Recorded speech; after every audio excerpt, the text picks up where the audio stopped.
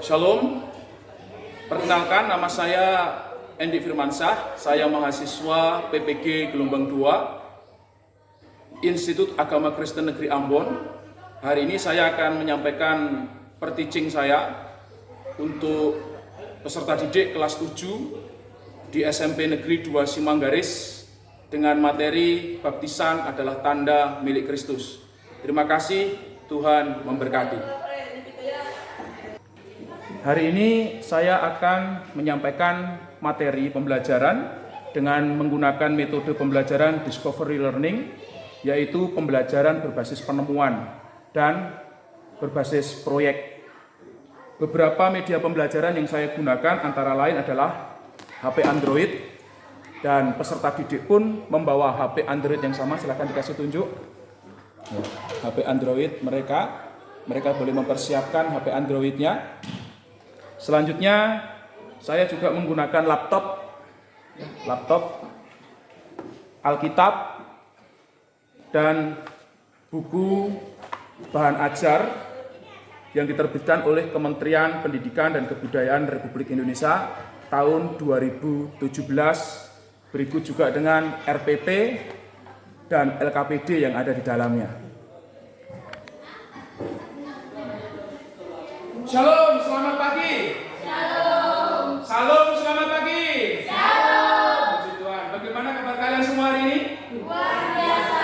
Haleluya. Ya, Bapak berharap kalian semua saat ini sehat-sehat semua, ya. Ada yang sakit? Tidak. Ya. Bapak akan mengabsen kalian terlebih dahulu sebelum kita akan menerima pelajaran pada hari ini. Ya. Audia Diva Parama. Sakit, Pak. Sakit ya? Sakit apa? Selesma. Flu ya? Ya. Kita nanti berdoa untuk Audia. Selanjutnya Aurel, Marcella juga. Hadir, Pak. Oke. Sevin Amtiran. Hadir, Pak. Jenita. Hadir. Laura Daniel. Hadir, Pak. Rani Samuel Raka. Hadir. Vino. Hadir, Pak. Ya, puji Tuhan semuanya boleh hadir, hanya Audia yang sakit. Ya, nanti saya minta Laura boleh maju ke depan untuk memimpin kita memuji satu pujian, ya, nyanyikan satu pujian, yaitu Bapa Engkau Sungguh Baik, sekaligus berdoa untuk pembukaan. Dan jangan lupa mendoakan teman kita yang saat ini sedang sakit. Kita berdoa dengan sungguh-sungguh supaya Tuhan menjamah dan menyembuhkan teman kita Audia Diva Parama. Ya, silakan Laura maju ke depan. Kita nyanyikan pujian Bapa Engkau Sungguh Baik. Semuanya boleh berdiri. Laura di sebelah sini. Engkau sungguh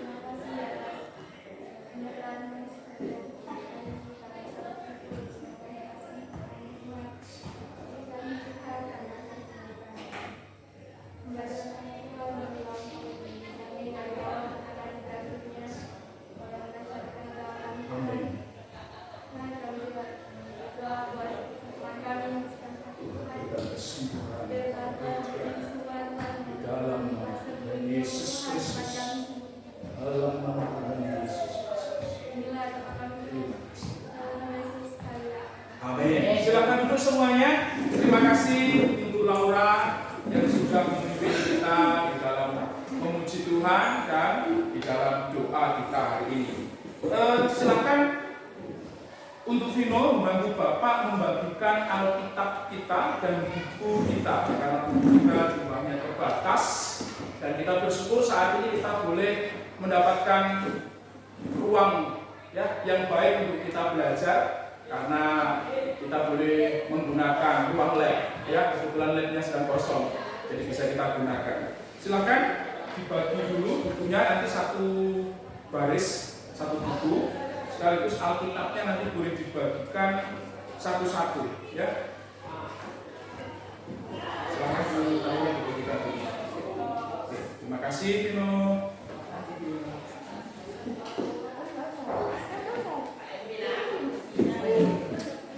Ya, anak-anakku sekalian, masih sisa? Terima kasih.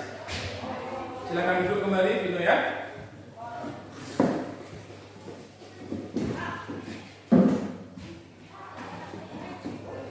Ya, anak-anakku sekalian, saat ini kita bersyukur kepada Tuhan karena Tuhan sungguh baik buat kita semua, di mana kita hari ini boleh bertemu kembali dalam kasih karunia daripada Tuhan Yesus Kristus untuk kita belajar tentang pendidikan agama Kristen.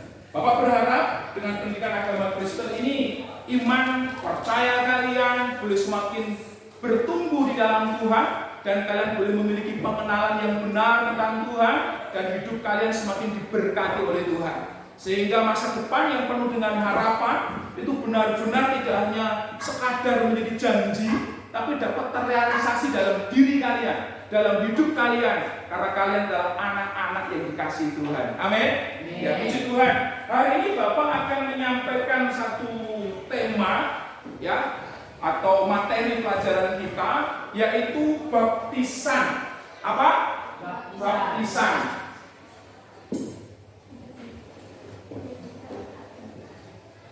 Baptisan.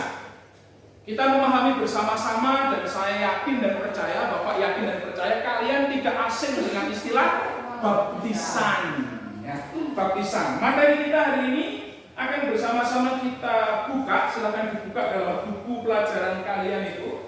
Ya, kalian silakan buka pada halaman yang ke-17 bab 3. Judulnya yaitu baptisan sebagai tanda menjadi milik Kristus. Baptisan sebagai tanda menjadi milik Kristus. Kita buka Alkitab kita di dalam Kisah Rasul pasal 19 ayat yang keempat terlebih dahulu. Mari kita buka Alkitab kita, Kisah Para Rasul pasal berapa? 19 ayat yang keempat. Kita akan baca ayat ini bersama-sama sebagai dasar dari apa yang menjadi pembahasan kita hari ini. Kisah Para Rasul 19 ayat yang keempat. 3, 2, 1. Kata Paulus, baptisan Yohanes adalah pembaptisan orang yang telah bertobat, dan ia berkata kepada orang banyak bahwa mereka harus percaya kepada Dia yang datang kemudian daripadanya, yaitu siapa? Tuhan Yesus. Belum menemukan? Sudah menemukan. Oke, Kisah Rasul 19 ayat yang keempat. Selanjutnya kita buka Roma pasal 6. Roma pasal yang ke-6 ya. Roma pasalnya yang ke-6 ayat 1 sampai dengan yang ke-6. Roma pasal 6 ayat 1 sampai dengan yang ke-6. Kita baca bergantian ya. Bapak membaca ayat 1, kalian ayat yang kedua, demikian seterusnya. Roma 6 ayat 1 sampai 6. Ayat 1 Bapak baca terlebih dahulu, nanti kalian ayat yang kedua dan seterusnya. Jika demikian, apakah yang hendak kita katakan? Bolehkah kita bertekun dalam dosa supaya semakin bertambah kasih karunia itu? Sekali-sekali tidak lakukan Tuhan kepada kami di dosa. Bagaimanakah kita masih dapat hidup di dalamnya? Atau tidak tahukah kamu bahwa kita semua yang telah dibaptis dalam Kristus telah dibaptis dalam kematiannya?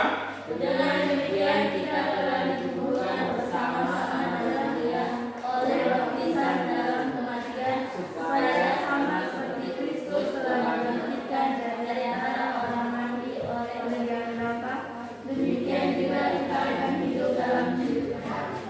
Sebab jika kita telah menjadi satu dengan apa yang sama dengan kematiannya, kita juga akan menjadi satu dengan apa yang sama dengan kebangkitannya. Kita baca bersama-sama. 3, 2, 1. Karena kita tahu bahwa manusia lama kita telah turut disalibkan, supaya tubuh dosa kita hilang kuasanya, agar jangan kita menghambakan diri lagi kepada dosa. Amin, firman Tuhan. Dari kedua ayat ini atau dua ayat yang sudah kita baca tadi itu melalui Kisah Para Rasul pasal 19 ayat yang keempat dan Roma pasal 6 ayat 1 sampai yang ke-6, kita melihat tentang makna baptisan, ya, makna baptisan. Baptisan tadi apa disebutkan di dalam ayat-ayat yang sudah kita baca? Apa tadi? Baptisan tadi disebut sebagai apa? Lambang daripada pertobatan. Oke, silahkan kalian buka buku kalian dan kalian silahkan melihat gambar yang ada di dalam buku kalian tersebut. Ya, ada di buku kalian tersebut. Nah, kira-kira menurut kalian itu gambar apa? Gambar orang dibaptis. Gambar orang dibaptis atau anak-anak dibaptis? Anak dibaptis. Nah, anak-anak dibaptis. Kemarin sempat Bapak mendengar ada percakapan dari kalian, ya kan? Ada yang sudah dibaptis waktu masih kecil, seperti gambar yang ada di dalam buku kita ini, ya, seperti yang ada di dalam buku kita ini. Tapi kemudian ada teman kalian yang bilang, oh kami nanti kalau sudah dewasa baru dibaptis. Nanti ada perbedaan-perbedaan. Ya, Bapak berharap perbedaan-perbedaan itu tidak menjadi sebuah pertentangan dari kalian. Melalui pelajaran ini, Bapak ingin kalian bisa memaknai arti baptisan. Oke ya? Kalian bisa memaknai dengan benar apa sih baptisan itu bagiku? Apa sih arti baptisan itu di dalam hidupku? Bagaimana aku setelah dibaptis? Ini paling penting daripada bagaimana caraku dibaptis. Lebih penting adalah bagaimana hidupku setelah aku dibaptis. Ini adalah penting. Nah, kalau kalian memperhatikan gambar tadi, kalian menyampaikan bahwa gambar tersebut adalah gambar tentang baptisan anak-anak. Baptisan anak-anak mungkin dari teman-teman gereja Anglikan, ya.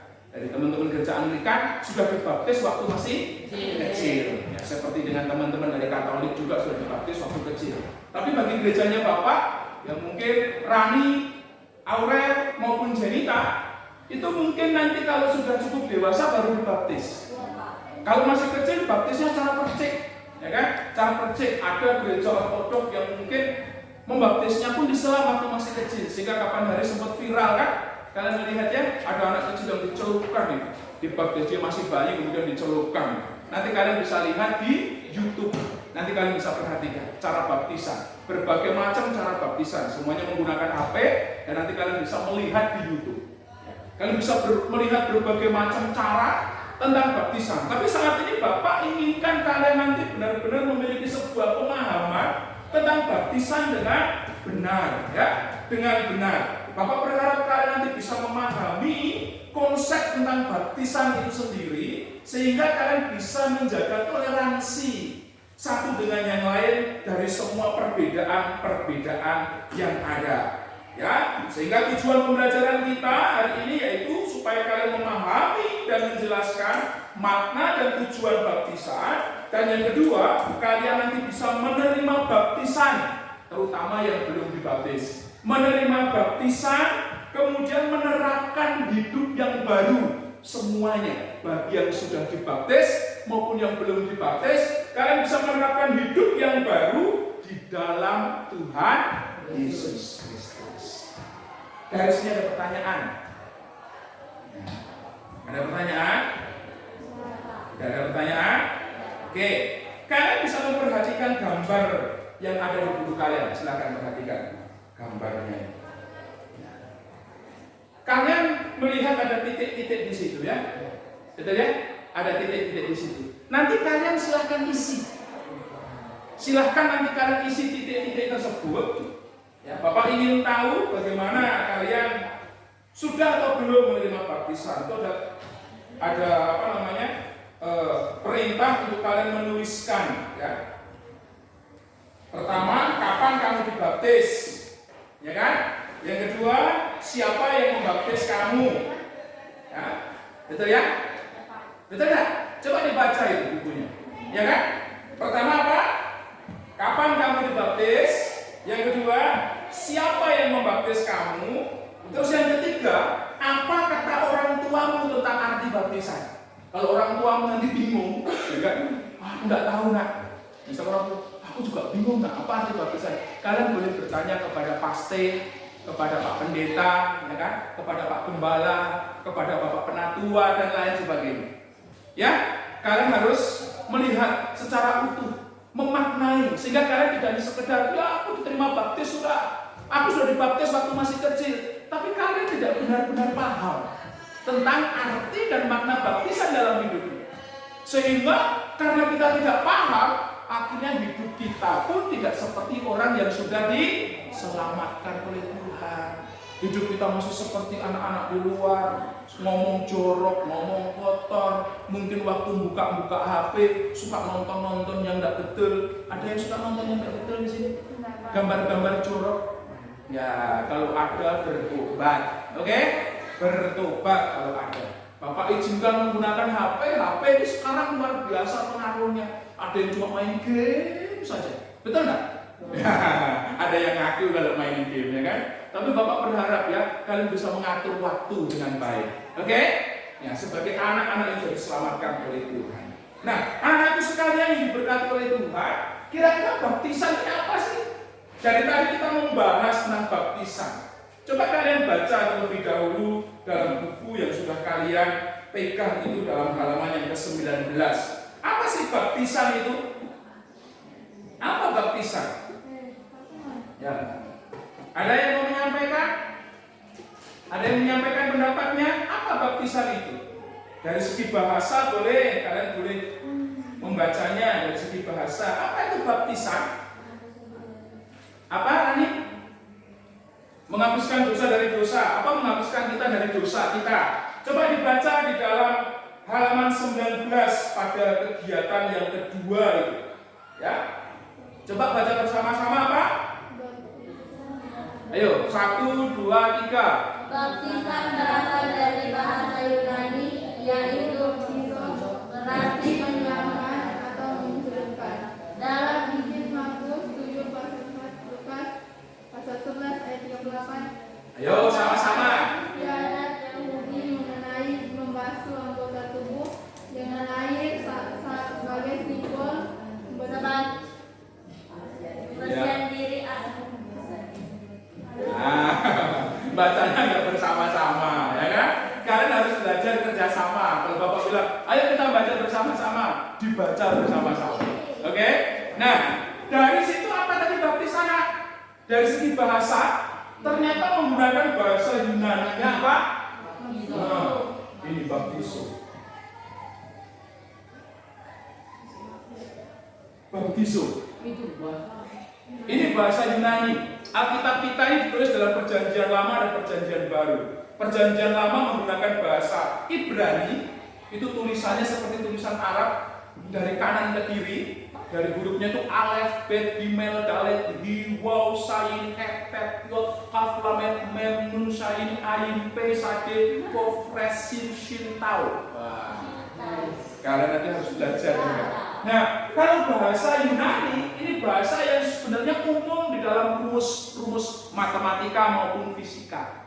Ya kan? Ada huruf-huruf. Ini ada huruf beta, ada huruf alfa, ada huruf pi. Nah, huruf pi ini kan kamu bisa melihat dalam rumusnya apa? Matematika, ya kan? Pi R kuadrat. Nah, begitu. Pi sama dengan 3,14 atau 22/7. Contohnya di sini. Nah, kalian tidak usah merasa bingung dengan kata ini. Ini kata baptiso. Kata baptiso itu artinya apa tadi? Baptisan. Ayo, bukan baptisan. Ya. Dibaca dulu apa baptiso tadi? Menyelamkan atau menenggelamkan. Nah, itulah alasan kenapa ada gereja yang kemudian mempraktekkan baptisan secara selam. Kalau kita memperhatikan di dalam Perjanjian Lama, ternyata ada kata yang menarik dalam Perjanjian Lama, yaitu kata apa? Tefilah. Tefilah. Tefilah. Tefilah. Kalau menulisnya tefilah ini dalam Perjanjian Lama menggunakan kata top, ya, atau huruf top, be, yot, terus kemudian lamek dan hi. Pak tuliskan ya supaya kalian bisa paham.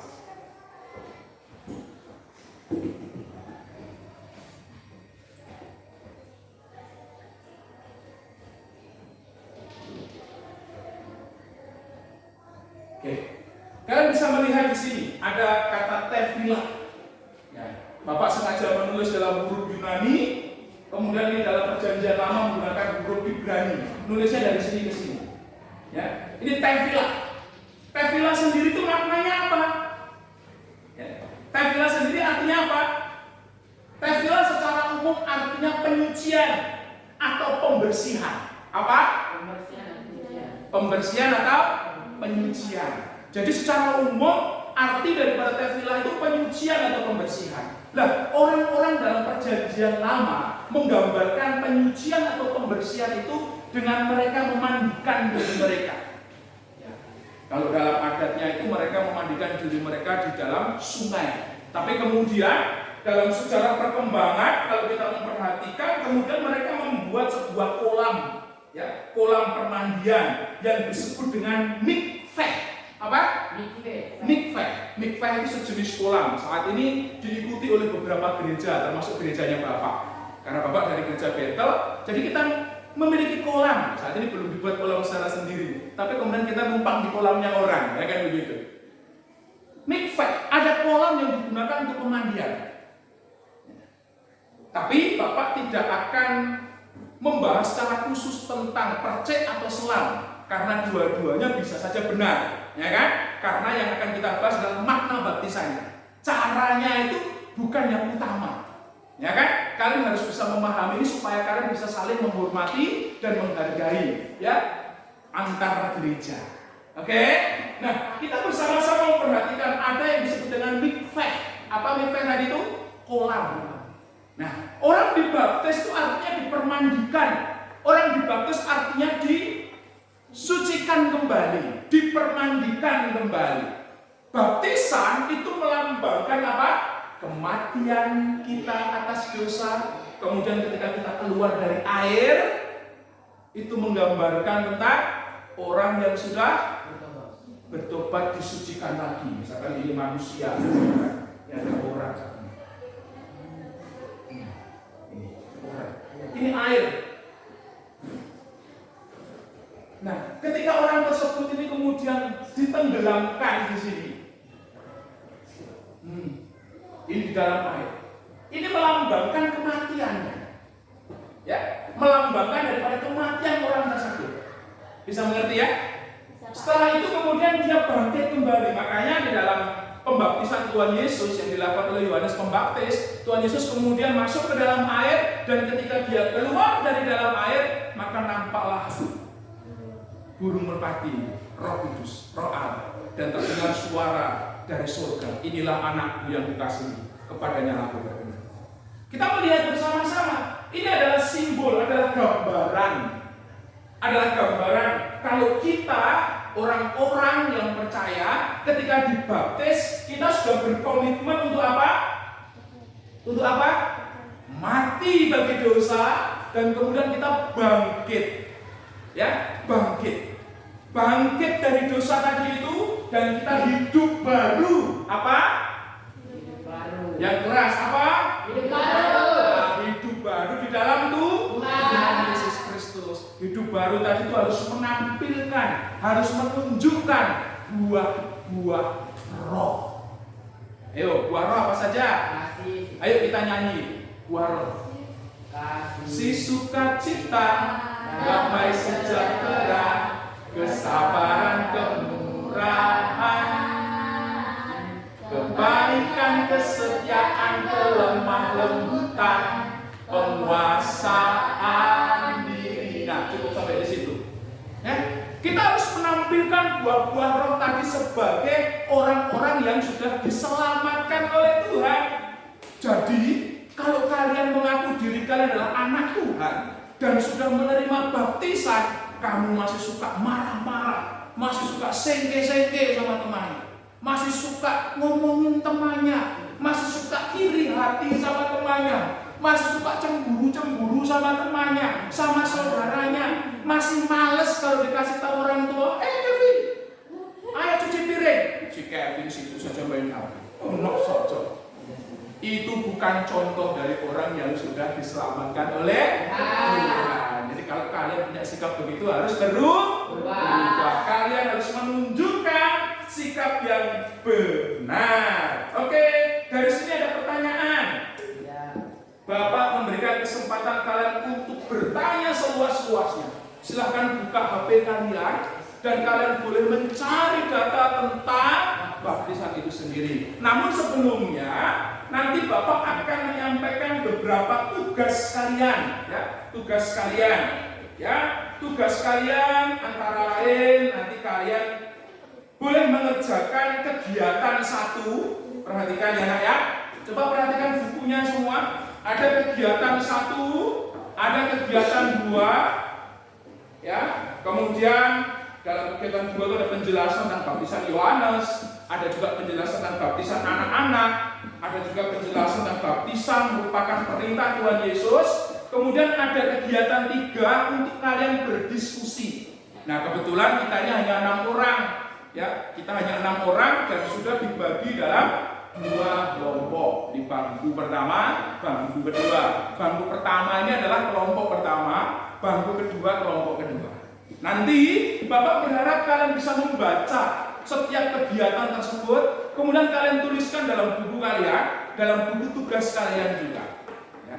Dalam buku tugas kalian, kemudian silahkan kalian membaca melalui referensi lain dengan menggunakan handphone Android kalian, ya. Menggunakan handphone Android kalian bisa mencari data seluas-luasnya tentang baptisan, dan Bapak berharap nanti kalian boleh memiliki pertanyaan-pertanyaan kritis kepada Bapak terkait dengan baptisan dan makna baptisan tersebut. Oke? Dari sini ada pertanyaan? Ada pertanyaan tidak? Nah, sekarang kegiatan keempat, coba dibaca di situ kegiatan keempat. Perintahnya di situ adalah buatlah puisi yang berisi keyakinanmu bahwa kamu mengimani apa? Pengampunan Allah melalui Yesus Kristus. Ya, perhatikan. Kalian diminta untuk membuat puisi. Oleh karena itu, ya, kita punya kegiatan proyek. Ya. Proyeknya apa? Membuat puisi. Bapak pernah membuat puisi, ya kan? Ini Bapak kasih contoh. Bapak membuat puisi. Ini waktu Bapak sekolah kitab dulu. Kemudian Bapak jadikan sebuah lagu dari puisi. Bapak kasih contoh ya. Ini waktu Bapak merasa rasa panggilan Tuhan itu harus dikuatkan melalui doa, diteguhkan dalam doa. Lagunya seperti ini. Teguhku berdiri dalam panggilan-Mu, Tuku masuk dalam ladang-Mu Tuhanku. Ingin ku berikan seluruh hidupku, nikmati indahnya menjadi hamba-Mu. Nyatakan kemurahan-Mu ke atasku. Engkau Tuhan dan Raja-Ku. Tuhankan langkah melayani-Mu, entah sampai kapan berakhir hidupku. Oh Tuhan, nyatakan kebesaran-Mu. Beriku hati yang setia kepadamu, taruh kuasa-Mu di dalam hidupku, untuk melangkah bersama melewati waktu, teguh dalam panggilan-Mu, teguh dalam panggilan-Mu.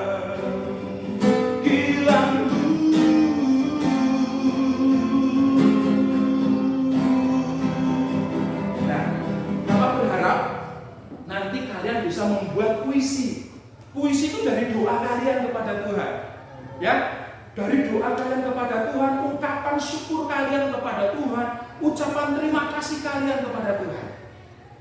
Syukur-syukur, ya, setelah kamu buat puisi, kamu bisa menjadikannya sebagai sebuah lagu.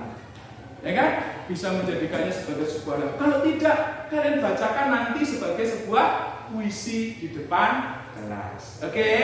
Silakan kalian bergabung dengan kelompok kalian dan nanti silakan kalian mengerjakan beberapa pekerjaan yang ada di situ. Ya, sehingga kalian bisa memaknai dan mengerti apa itu baptisan. Oke? Dan Bapak akan selanjutnya membagikan lembar kerja peserta didik yang akan kalian kerjakan nanti.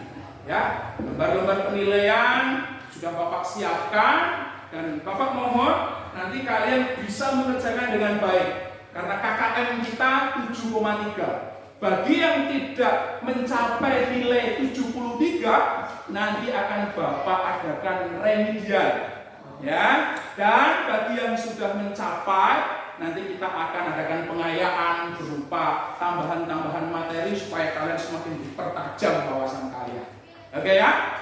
Ini lembar kerja peserta didik, nanti kalian boleh mengerjakan berbagai tugas yang ada melalui setiap kegiatan-kegiatan yang ada. Dari sini ada pertanyaan anak-anakku sekalian? Ada pertanyaan? Ya, jika tidak ada, kita akan tutup pelajaran kita hari ini. Ya, kita akan melihat kembali.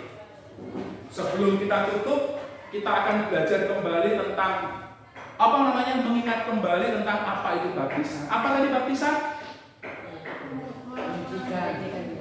Ya, baptisan adalah simbol daripada pertobatan kita. Pertobatan kita. Baptisan adalah proklamasi kita atas dosa. Kita sudah diselamatkan oleh Tuhan. Kita telah mati dan bangkit. Dan kita harus berkomitmen untuk hidup baru di dalam Tuhan. Tuhan Yesus memberkati kita sekalian. Mari kita bersama-sama tundukkan kepala kita dan kita akan bersatu di dalam doa. Terima kasih Tuhan Yesus atas anugerah dan kebaikan. Hari ini kami sudah belajar tentang baptisan. Kami rindu, kami tidak hanya sekadar mengerti dan memahami tentang makna baptisan, tapi kami boleh hidup di dalam pertobatan-pertobatan yang Tuhan kehendaki. Sehingga kami semua boleh menampilkan karakter Kristus itu dalam hidup kami. Hamba-Mu berdoa untuk anak-anak kami di tempat ini. Hamba-Mu berdoa supaya mereka boleh bertumbuh dalam iman dan percaya kepada Tuhan. Tuhan berkati Jenita, Tuhan berkati Rani Samuel, Tuhan berkati Vino, Tuhan berkati Laura, Tuhan berkati Aurel, Tuhan memberkati Kevin, dan Tuhan juga memberkati Audia yang saat ini terbaring sakit. Mohon supaya Tuhan menyembuhkannya.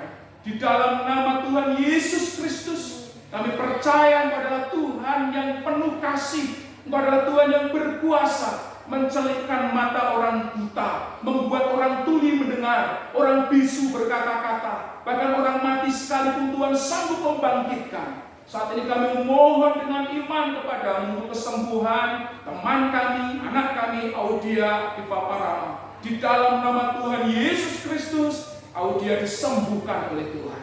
Terima kasih banyak Bapak buat anugerah-Mu. Terima kasih buat segala kebaikan-kebaikan yang sudah Tuhan nyatakan kepada kami.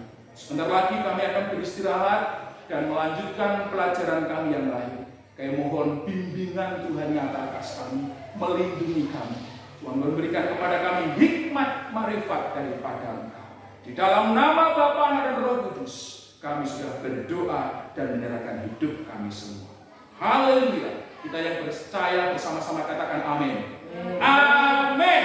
Tuhan memberkati kita semua. Shalom.